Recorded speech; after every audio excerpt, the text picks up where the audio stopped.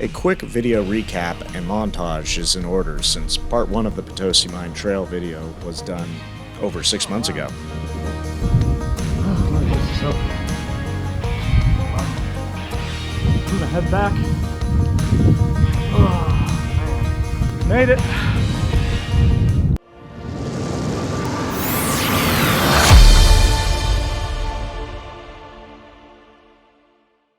Squirrel here.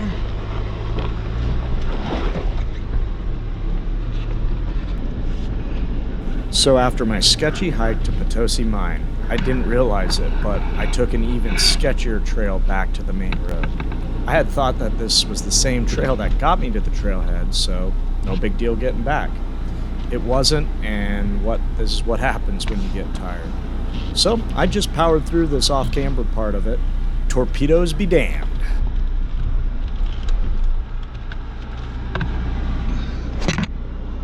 Oh, and sorry, camera work was not my priority at this point. Dang. Good job, Bronco. Sorry, my camera work wasn't too good. Got a little tilty on that edge. Finally, I got to the main road and was off to the town of Goodsprings.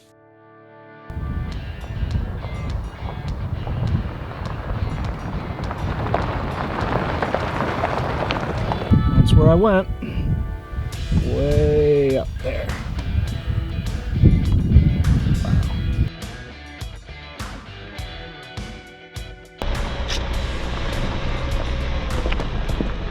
Could head to the valley. Kind of looks like Crested Butte or Stripe Butte in Death Valley. Go out over there, or on focus. Or I can head to town. I think I'll head to town, get some food. Town, of course, is Goodsprings, Nevada, and as you will see later, a highlight of my trip. It's in a remote area of Clark County. The area was settled originally for its fresh water source, but once settlers found precious metals, it turned into a boomtown with a saloon, a hotel, and many brothels. Believe it or not, Goodsprings at one point had a larger population than even Las Vegas. The mining years led to discoveries of valuable metals such as copper, gold, silver, zinc, lead, and even uranium. A little trail up through the hills. So far, I haven't really had to do four-wheel drive. You can probably do this two-wheel drive, but I don't feel like slipping around and scraping up stuff, so just let this thing crawl up here. There's little undulations. So yeah, I think somebody would have to put four-wheel drive. Probably gotta get away with it with two-wheel, but better be safe than sorry when you're by yourself. Took a little detour. Should have made a right at the X intersection, but went straight and went under the power lines. Definitely a little harder, but that was fun. So I guess keep that in mind if you want to take little side trails. I don't know where they lead to, but probably to service the power lines. Definitely a little bit more technical, but nothing too bad, because I imagine those that have to service it don't have hardcore rigs. But yeah, so we're gonna go into another valley here now that I've gone the right way. By this time, the trail was outside of Red Rock Canyon National Conservation Area. Sure, the scenery wasn't as beautiful, but as I proved by getting a little lost, there are a number of trails to explore. They spur off to more difficult trails, and most of the time they lead to many of the hidden and abandoned mines that the area is known for. By this time, I had worked up an appetite, and so I was ready to get to the cool old ghost town of Goodsprings.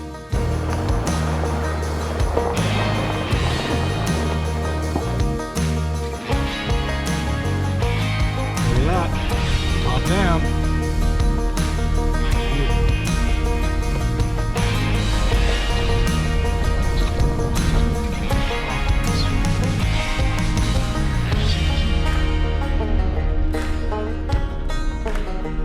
Cool.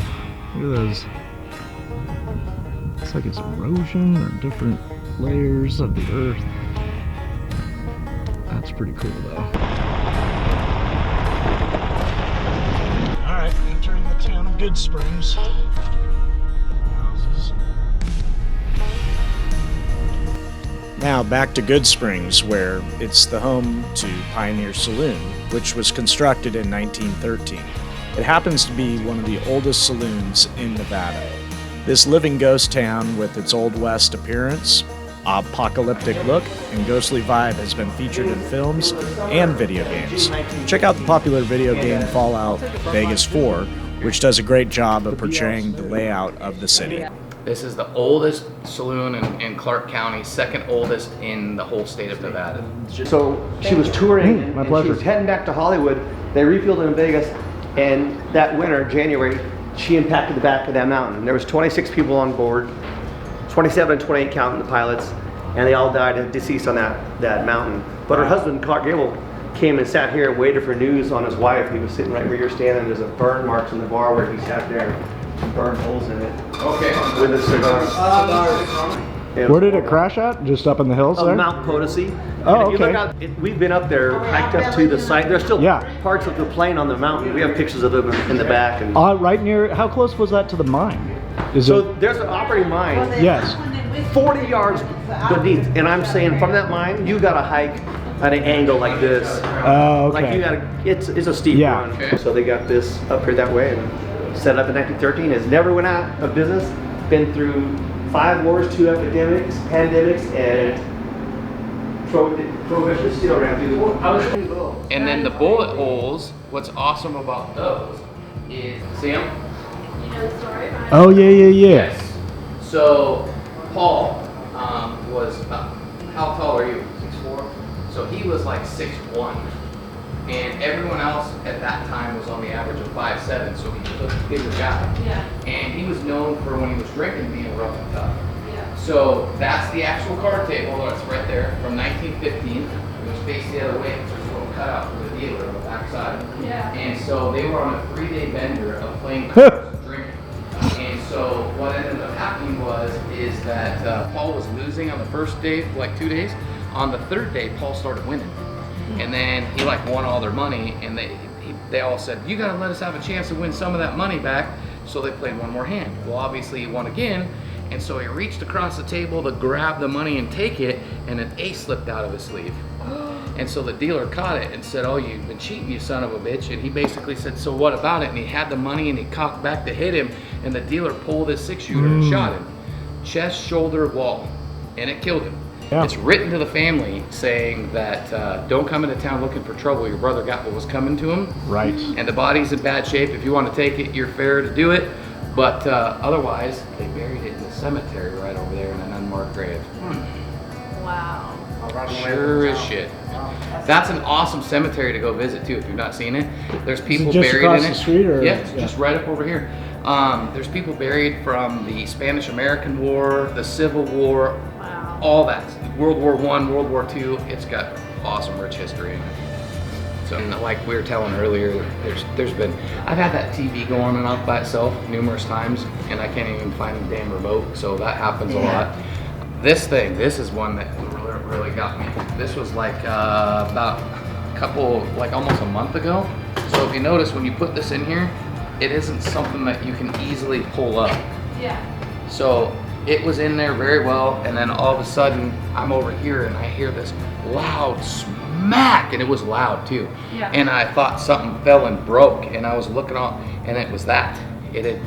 Somebody had taken it out and smacked it against the wall.